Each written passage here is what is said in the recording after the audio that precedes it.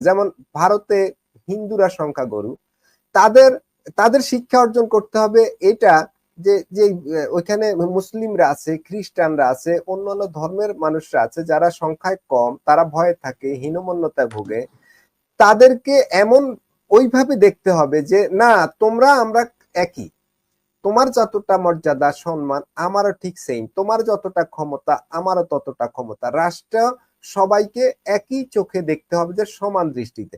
এইখানে কোনো বৈষম্য করা যাবে না, এইখানে কোনো পক্ষপাতিত্ব করা যাবে না। এইটাই হচ্ছে ধর্মনিরপেক্ষতা। বঙ্গবন্ধু যে ধর্মনিরপেক্ষতার কথা বলেছে, সেই ধর্মনিরপেক্ষতাটা হচ্ছে এইটা। বঙ্গবন্ধুর সমাজতন্ত্র আর ধর্মনিরপেক্ষতার ব্যাখ্যা কিন্তু ভিন্ন, সেটা বিশ্বময় যে ব্যাখ্যা আর যে দর্শন, তার সাথে বঙ্গবন্ধুর ব্যাখ্যা আর বিশ্বাসের সাথে মিলবে না, এটা ভিন্ন। এই কারণে আমি বলি পৃথিবীর সব দেশই ধর্মনিরপেক্ষ হওয়া উচিত এবং বাংলাদেশ হওয়া উচিত।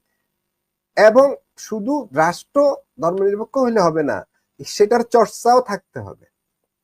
তাহলে একটা দেশের সকল জাতি গোষ্ঠীর মানুষেরা সুন্দর, স্বাচ্ছন্দ্য ও মর্যাদার সাথে